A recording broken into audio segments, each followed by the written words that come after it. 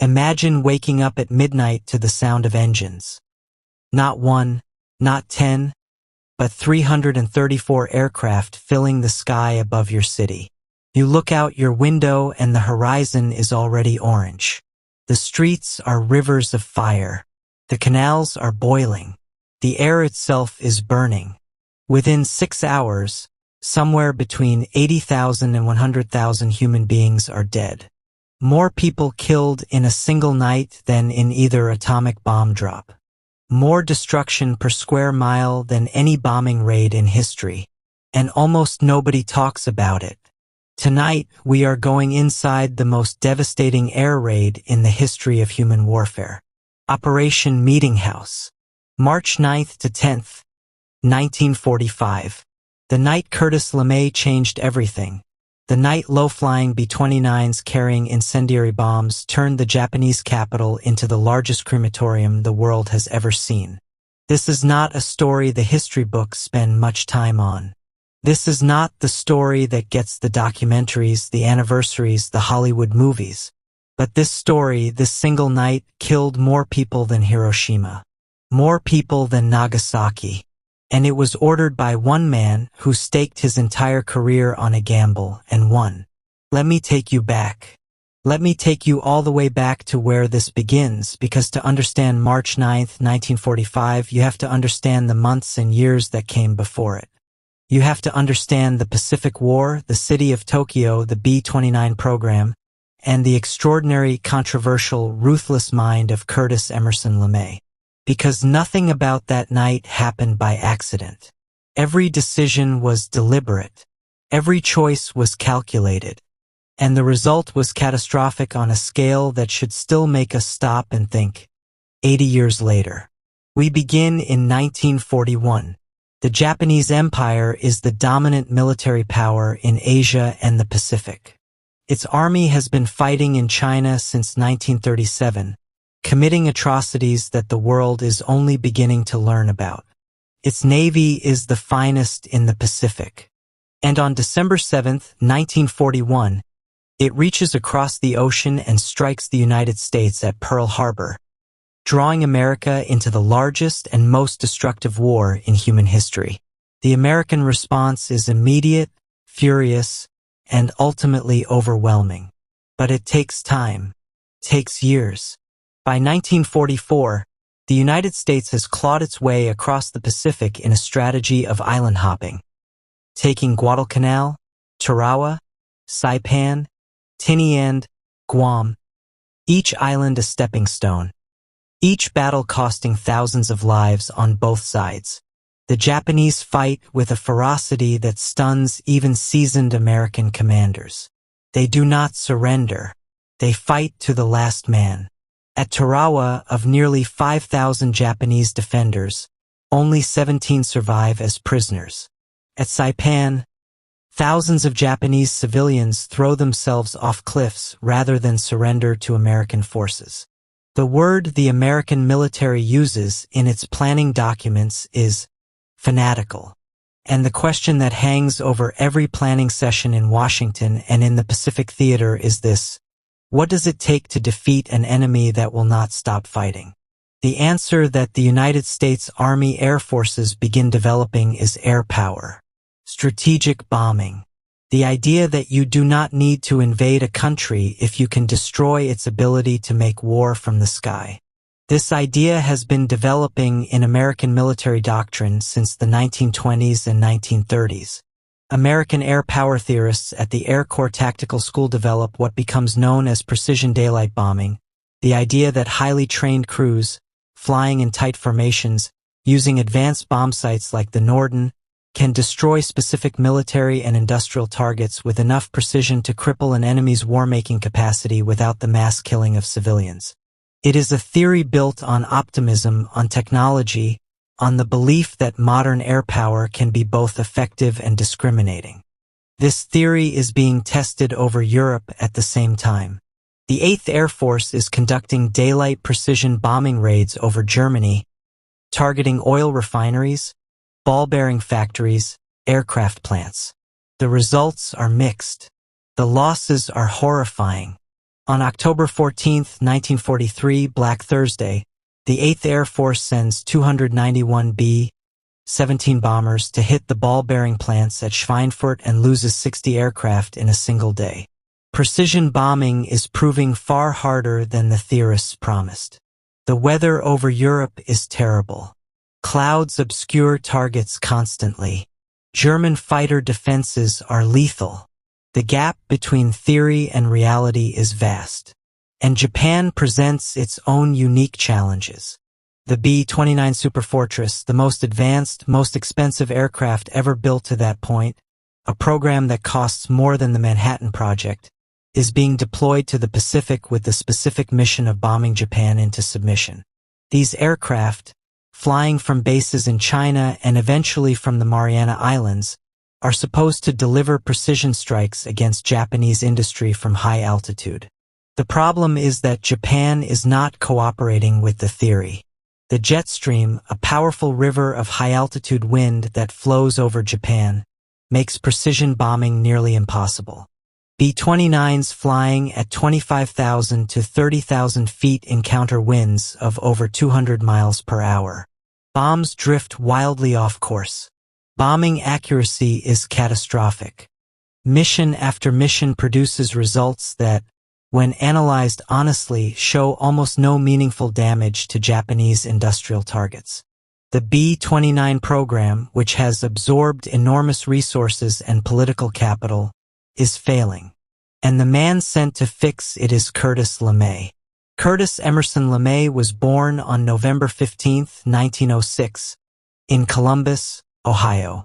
He grew up in relative poverty, working multiple jobs to put himself through Ohio State University, where he studied civil engineering. He earned his pilot's license through the Army Reserve, then secured a commission in the Army Air Corps in 1928. From the beginning, LeMay was different from other officers. He was not smooth. He was not charming. He did not play the political games that characterized advancement in the peacetime military. What he always was relentlessly competent, obsessively focused on results, willing to work longer, harder, and more rigorously than anyone around him. In the early years of World War II, LeMay develops new formation tactics for B-17 bombers in Europe.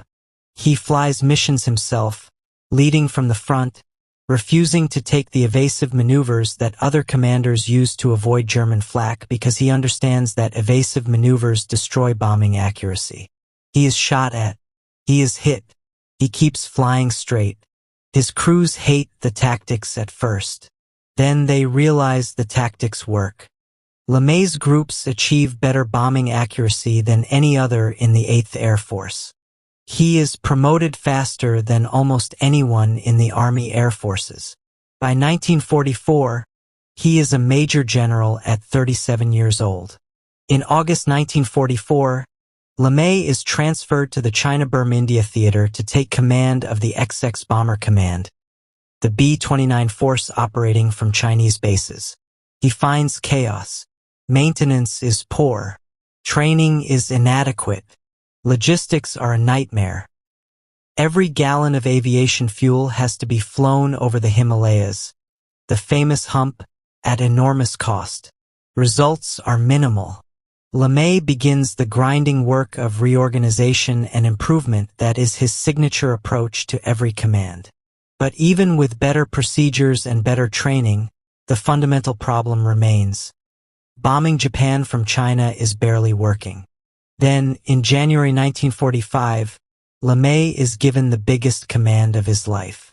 He is appointed commander of the 21st Bomber Command in the Mariana Islands, the main B-29 force, operating from the newly captured islands of Saipan, Tinian, and Guam. From these bases, the B-29s have a more direct route to Japan. The logistics are better. The aircraft are more available. And the pressure on LeMay is immense. The Army Air Forces have staked their claim to becoming an independent service branch after the war on the B-29 program and strategic bombing.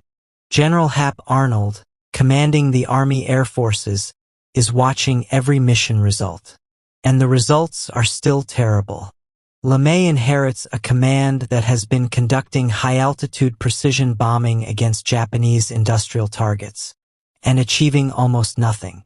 On mission after mission, the combination of jet stream winds, persistent cloud cover over Japanese targets, and mechanical problems produces results so poor that they are almost embarrassing.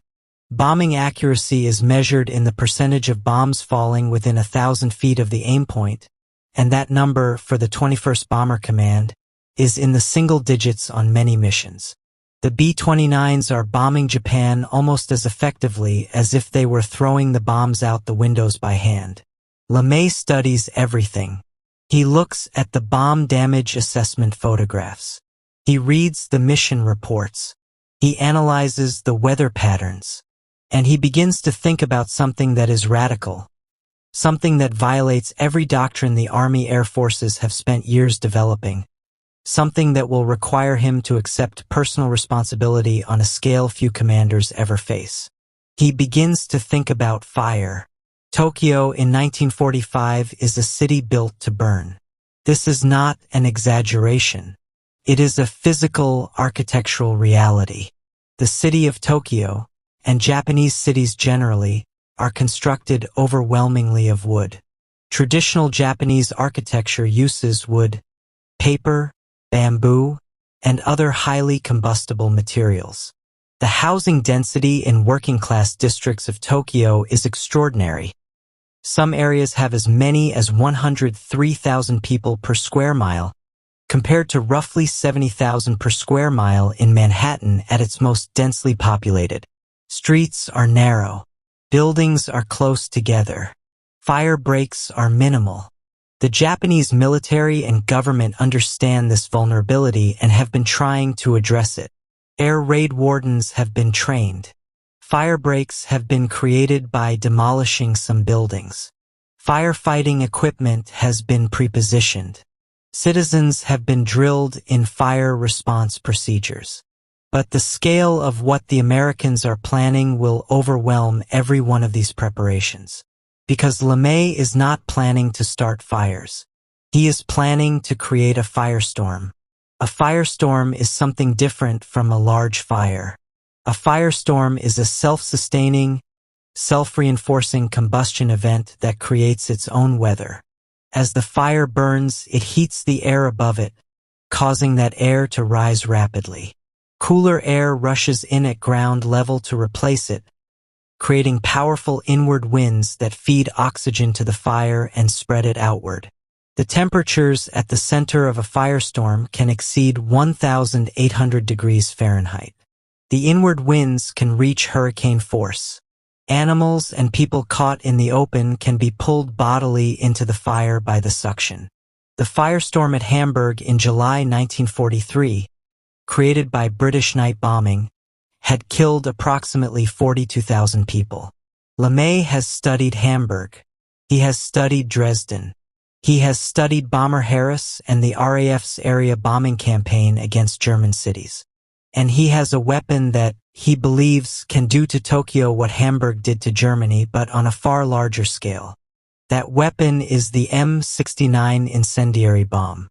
Developed specifically for use against Japanese-style construction, the M69 is a small, tube-shaped incendiary, roughly 20 inches long and 3 inches in diameter, containing a napalm-like substance that ignites on contact and is extremely difficult to extinguish.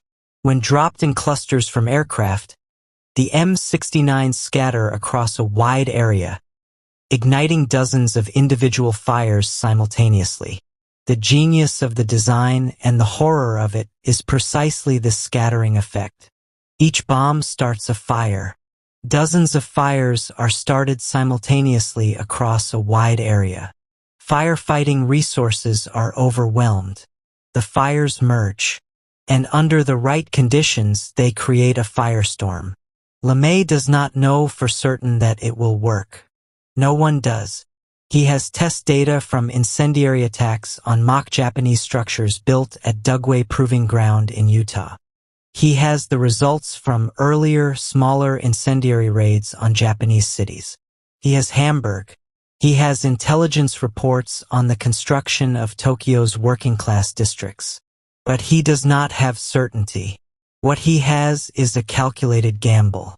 And the calculation leads him, in late February and early March 1945, to a decision that he makes alone, without explicit authorization from above, taking personal responsibility for what he is about to do.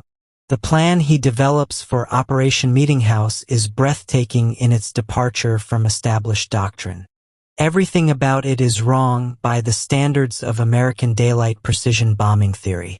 Instead of flying by day, the B-29s will fly at night. Instead of flying at high altitude, 25 to 30,000 feet, they will fly at low altitude, between 5,000 and 9,000 feet. Instead of carrying a mix of high explosive and incendiary bombs in bomb loads designed for precision against specific targets, they will carry maximum loads of M69 incendiaries, stripped of nearly all defensive armament and gunners to increase bomb load capacity. And instead of targeting specific industrial facilities, they will target the densely populated working-class residential and industrial districts of eastern Tokyo, an area approximately 12 miles long and 3 miles wide. The crews are stunned when they receive their briefings. Flying at low altitude over a heavily defended city at night, without defensive guns with maximum bomb loads, it sounds like a suicide mission. Many of LeMay's subordinate commanders share these concerns and express them. LeMay listens, and then he orders the mission to proceed as planned. His reasoning is, in its own terrible logic, coherent. Flying at night reduces exposure to Japanese fighter aircraft, which are most effective in daylight. Flying at low altitude eliminates the jet stream problem that has been destroying bombing accuracy at high altitude. Stripping defensive armament and gunners reduces weight and increases bomb load. More incendiaries per aircraft means more fires. And the working-class residential industrial districts of eastern Tokyo are not simply civilian neighborhoods. They contain thousands of small workshops, cottage industries, and subcontractors that supply components to Japanese military production. In the Japanese industrial model of 1945, the factory and the home are not always separate. Workers build parts at home. Families are part of the production system. In LeMay's targeting analysis, destroying these districts destroys Japanese industrial capacity. Whether you accept this reasoning or not depends very much on what you believe about the laws of war and the ethics of strategic bombing. LeMay himself, characteristically, does not spend much time on the ethics. He spends his time on the effectiveness. The evening of March 9, 1945, on the islands of Saipan, Tinian, and Guam, the ground crews have been working through the day. 334 B-29 superfortresses, the largest, most sophisticated bombers in the world, are being loaded with incendiary bombs. The aircraft are carrying loads of up to 14,000 pounds of M69s, far heavier than their standard high-altitude precision bombing loads. The defensive guns are gone or reduced. Some aircraft carry only tail guns. The gunners who normally man the gun positions are replaced by additional incendiary bombs or, in some cases, by observation personnel. The crews are nervous. The briefings have made the mission parameters clear. They will fly at altitudes between 5 and 9,000 feet, low enough that they will be able to see the ground, low enough that Japanese anti-aircraft guns will have clear shots at them, low enough that the rising heat from the fires they create could potentially damage their own aircraft. This last concern is not theoretical. No one knows exactly what will happen when 300 aircraft begin igniting a city of this size from this altitude. Will the thermals from the fires be violent enough to throw aircraft out of control? Will the smoke be thick enough to cause collisions? These are open questions. The aircraft begin taking off in the early evening of March 9th. The operation is designed so that Pathfinder aircraft go in first, The lead B-29s that will mark the target area with initial incendiaries, creating an X-shaped pattern of fire that the following waves of bombers will use as an aiming point. The Pathfinders fly lower and faster than the main force. They have the most dangerous job. They will arrive over Tokyo when Japanese defenses are fully alert. On the ground in Tokyo, March 9th is a cold night with strong winds blowing in from the northwest. This is a critical detail. The winds that night, gusting to between 15 and 28 miles per hour, are a gift to the bombers and a death sentence for the city. Fire needs oxygen and movement. The wind will carry sparks and embers ahead of the main fire, igniting new fires faster than any firefighting force could respond. The weather forecasters who advised LeMay's command have predicted this wind. It is factored into the plan. The air raid warning sirens in Tokyo sound around midnight. The Japanese air defense system, radar stations, observation posts, fighter airfields, anti-aircraft gun batteries, alerts to the incoming raid. But the nature of this raid is immediately confusing to Japanese defenders. The B-29s are coming in at low altitude, below the optimal engagement envelope for many of the radar-directed anti-aircraft guns. They are scattered, not flying in the tight formations that previous high-altitude raids have used. And they are coming from multiple directions as different units approach their assigned bombing sectors from different headings. The Pathfinder aircraft arrive over Tokyo first, just after midnight.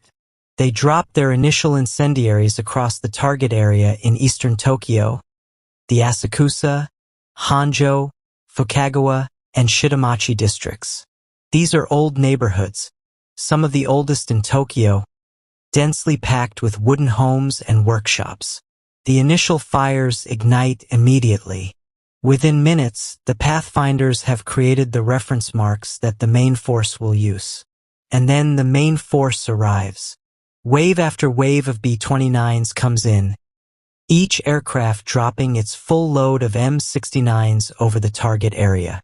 The bombs fall in clusters, each cluster dispersing into dozens of individual incendiaries that scatter across hundreds of feet of ground. Each incendiary ignites on impact.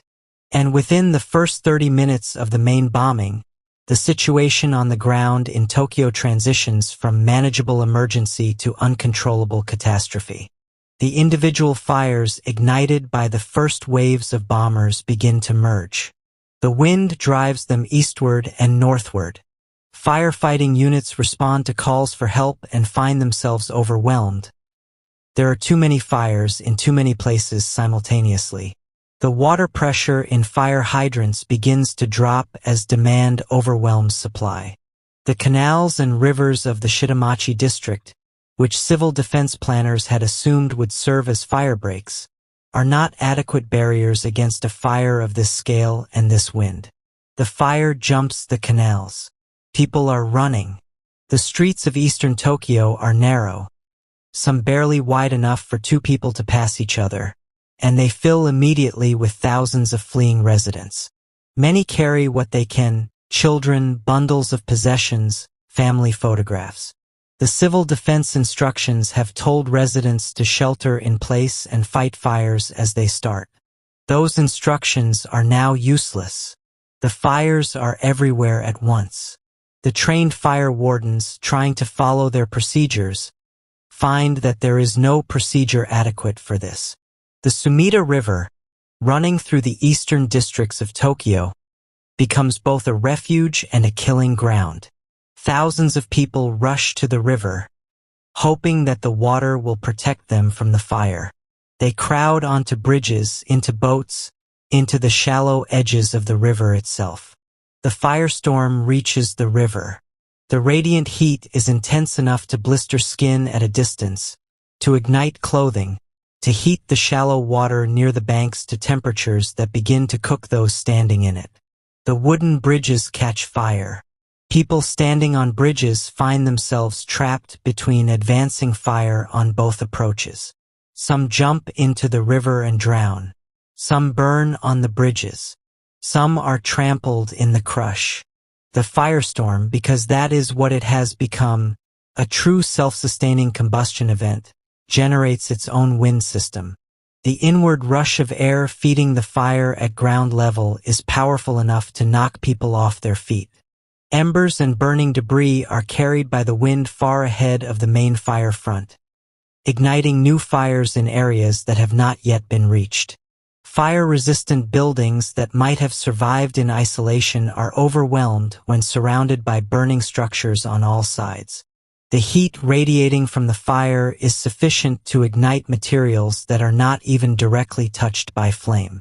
In the air, the B-29 crews are experiencing something they have never encountered before. The rising columns of superheated air from the fires below are throwing aircraft around violently. Some crews report being thrown upward hundreds of feet by thermals. Others are pushed sideways. The smoke from the fires rises to altitudes far above the aircraft, filling the sky with an orange-gray pall that makes navigation difficult. And the smell. The crews report that they can smell the burning city from thousands of feet in the air.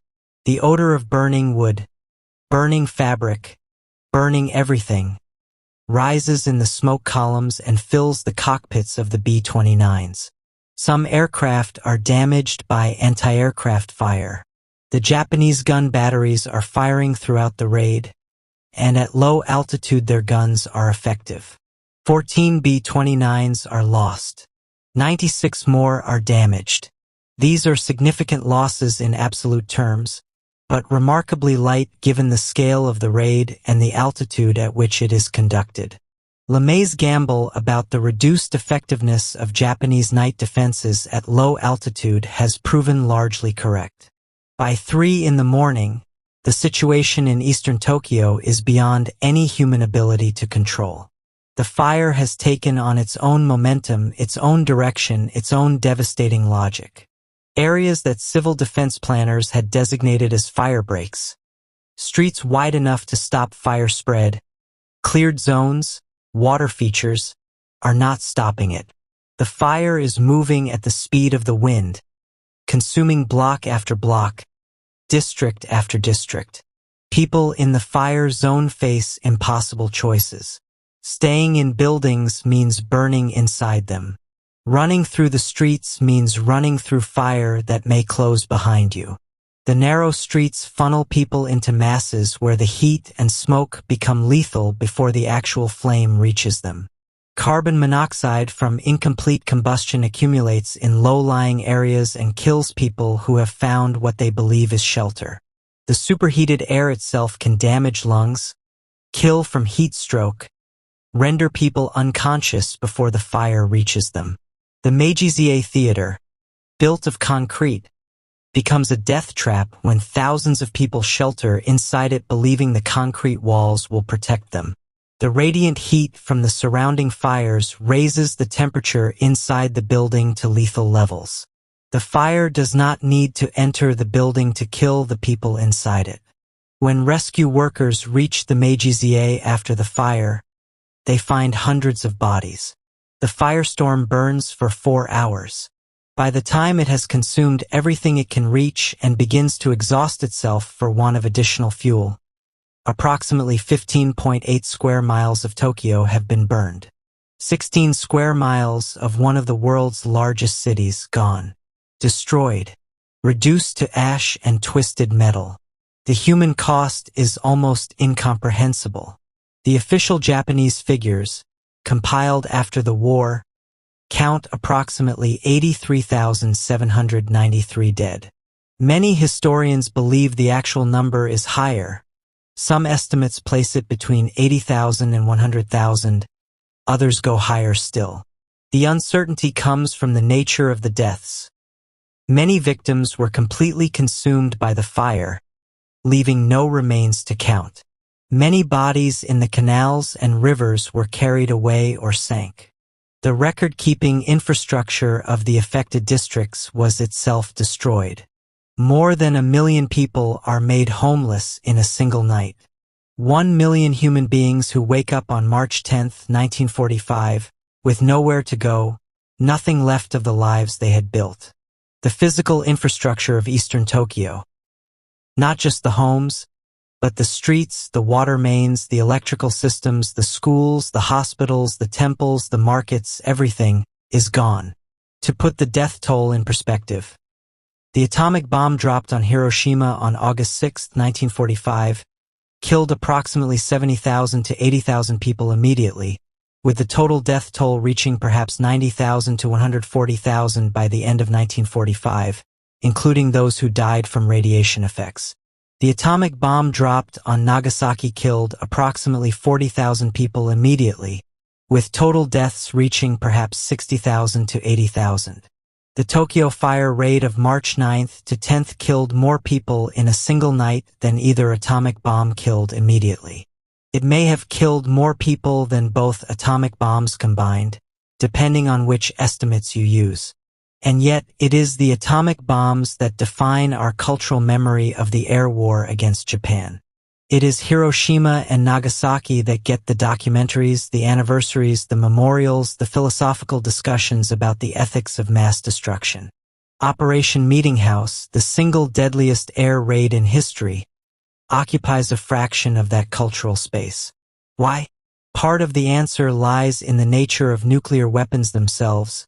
They represent a technological threshold, a new category of destruction that demands a different moral accounting. Part of it lies in the political context. The atomic bombs ended the war, or so the official narrative goes, and their use has been debated ever since in relation to that ending. Part of it lies in the strange arithmetic of atrocity. A new technology of mass death somehow registers as more significant than a conventional technology of mass death, even when the conventional technology kills more people. LeMay himself understood the asymmetry.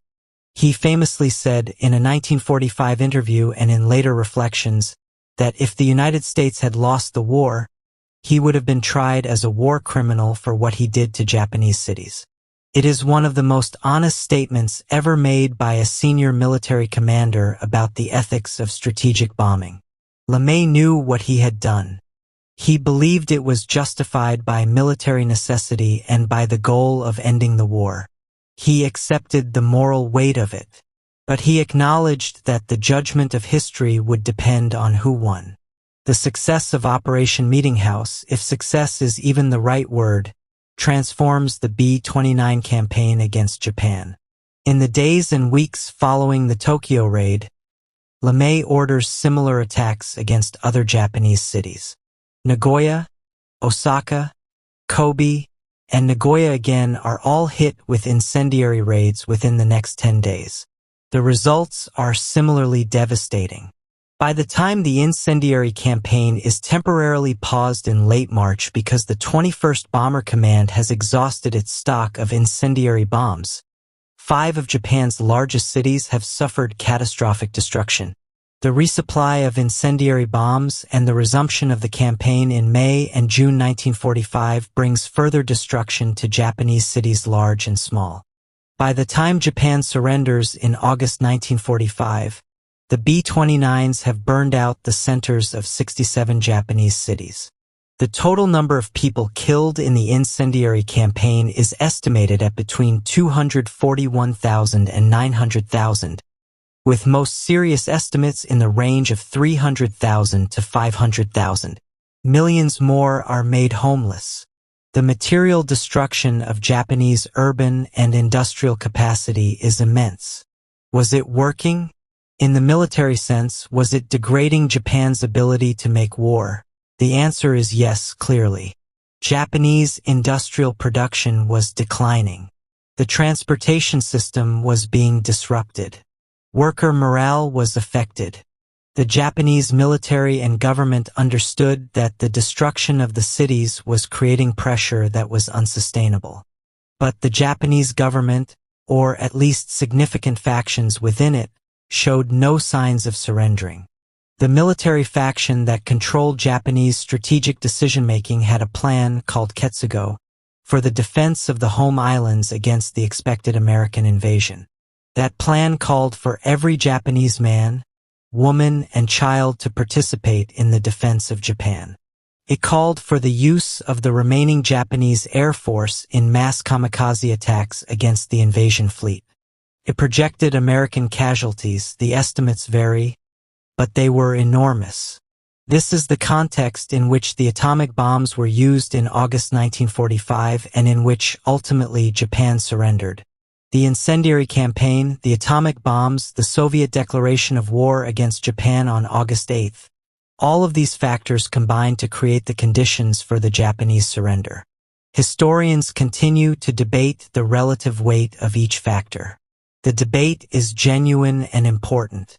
But what is not debatable is that the incendiary campaign against Japanese cities, beginning with Operation Meeting House on March 9 to 10, 1945, was the central strategic instrument of the air war against Japan, and it was more deadly in its total effects than the atomic bombs. The people who died in Tokyo that night, the 80,000 or more who were killed in those 6 hours between midnight and dawn, were overwhelmingly civilians. Old men and women whose sons were fighting in the Pacific. Children, mothers, shop owners, factory workers, people who had nothing to do with the decisions that brought their country into this war. People who had no ability to stop it. They died because Curtis LeMay calculated that destroying their neighborhoods would shorten the war. They died because the theory of strategic bombing had evolved or devolved, depending on your perspective, from precision attacks on military and industrial targets to the mass destruction of the urban environments in which military industry was embedded. There is a memorial in Tokyo today, in the Yokoamicho Park in the Sumida district, to the victims of the March 10 air raid and to the victims of the Tokyo earthquake and fire of 1923, which also killed approximately 100,000 people in the same neighborhoods. The memorial is called the Tokyo Metropolitan Irido, and it contains the remains of approximately 105,000 people killed in the air raids. It is a quiet place. Not many visitors from outside Japan know it exists. In America, LeMay went on to become one of the most powerful figures in the post-war military establishment. He became commanding general of the Strategic Air Command, building it into the most powerful nuclear strike force in the world. He became Air Force Chief of Staff. He ran for vice president in 1968 on George Wallace's American Independent Party ticket, in the most disastrous political campaign undertaken by any major military figure in American history.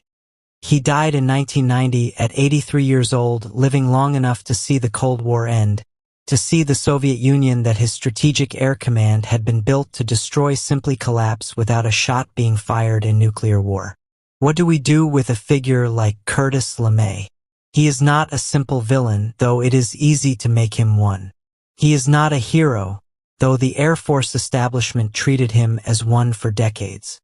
He is a man who, given an almost impossible problem, how do you force a determined, capable, fanatical enemy to stop fighting, found a solution that worked in military terms at a cost that was staggering in human terms. He did not invent strategic bombing. He did not invent incendiary attacks on cities. He did not design the M69 or choose Tokyo as a target. He took existing tools and existing doctrines and pushed them to their most extreme logical conclusion. And he was not alone. The decision to bomb Japanese cities was not made by LeMay alone. General Hap Arnold approved the strategy. Secretary of War Henry Stimson was informed. President Franklin Roosevelt and then Harry Truman were aware of the campaign. The entire American war-making establishment was complicit in the decision to destroy Japanese cities from the air. LeMay was the executor. He was the man with his hand on the trigger. But the decision to pull the trigger had many authors. The victims, of course, had no say. 80,000 people, or 100,000 or more, had no vote in the calculations of military necessity that determined they would die on March 9 to 10, 1945. They were not consulted. Their lives were weighed in the balance of strategic calculation and found, by the men doing the weighing, to be an acceptable cost. This is the central moral reality of strategic bombing and of total war more generally. When war reaches the scale and the intensity that World War II reached, the distinction between combatant and civilian, which is the foundation of the laws of war, the premise on which the entire edifice of international humanitarian law is built, begins to dissolve. Every Japanese worker building aircraft components in a home workshop is, in LeMay's analysis, part of the military-industrial system that is fighting the war. Every German family whose home shelters a munitions worker is, in Bomber Harris's analysis, part of the enemy's war-making capacity. The logic is internally consistent. It is also, once you accept it, a logic with no limiting principle. Once you have decided that civilians are legitimate targets because they contribute to the enemy's war effort, you have decided that everyone is a legitimate target because in a total war everyone contributes. The military technology of the 20th century made this logic easier to act on. Aircraft could deliver destruction to any point in a city, regardless of what was at that point. Incendiary bombs do not distinguish between factories and homes. The atomic bomb does not distinguish between soldiers and children. The tools of strategic bombing are, by their nature, area destruction tools. The theory of precision bombing, that technology could make strategic bombing discriminate and proportionate, proved, in the reality of World War II, to be partially true at best and catastrophically false at worst. We are still living with the consequences of the decisions made in Operation Meeting House and in the broader B-29 incendiary campaign. Not just in Japan, where the memory of the air raids sits alongside the memory of Hiroshima and Nagasaki, as part of a national trauma that has shaped Japanese attitudes toward war, military power, and international relations for 80 years. But in America too, and in the broader international community. The frameworks of international law that govern the conduct of war, the Geneva Conventions, the additional protocols, the rules of international humanitarian law, were shaped in part by the events of World War II air bombing campaigns. The prohibition on attacks that target civilians, the principle of distinction between military and civilian objects, the principle of proportionality in attack. These rules exist because of what happened in Tokyo and Hamburg and Dresden and Hiroshima and Nagasaki. Whether those rules are sufficient, whether they are followed, whether they can ever fully constrain the destructive logic of total war, these are questions that the events of March 9th to 10th, 1945, still force us to confront. 80 years later, the city of Tokyo has been completely rebuilt. The neighborhoods that burned, Asakusa, Honjo, Fukagawa, Shitamachi, are thriving parts of one of the world's great megacities. The scars are invisible on the surface, but they are present in the historical record, in the memorial in Yokohamicho Park, in the testimony of survivors who are now very old, in the documents and photographs and mission reports that tell the story of what happened in those 6 hours between midnight and dawn on March 10, 1945. 80,000 people. 100,000 people. Numbers that are almost impossible to hold in the mind as individual human beings. But they were individual human beings. Each one of them had a name, a family, a life. Each one of them was someone's child. Each one of them woke up on March 9, 1945, with no way of knowing that this was the last day of their life. Each one of them deserves to be remembered, not as a number, not as a data point in a strategic bombing assessment, as a person, as a human being who was killed in the name of military necessity, in the service of a war that their country had started but that they, individually, had not chosen. That is the story of Operation Meeting House. That is the story of Curtis LeMay's incendiary strategy. That is the story of the deadliest air raid in human history, the night that killed more people than the atomic bomb, the night that should be as famous as Hiroshima but isn't, the night that asks us, 80 years later, a question we have never fully answered. What is the price of military necessity? Who pays it? And who decides? So here is the question I want to leave you with today. If you were in Curtis LeMay's position, if you genuinely believed that this single night of destruction could shorten the war and save hundreds of thousands of lives, American and Japanese, that would otherwise be lost in an invasion of the Japanese home islands, would you give the order? And if your answer is yes, how do you live with what you have done? And if your answer is no, how do you live with the lives that might have been lost in the alternative? Think about that. And if this story moved you, if this history matters to you, subscribe. Because the stories that don't get told are the ones we need to hear most.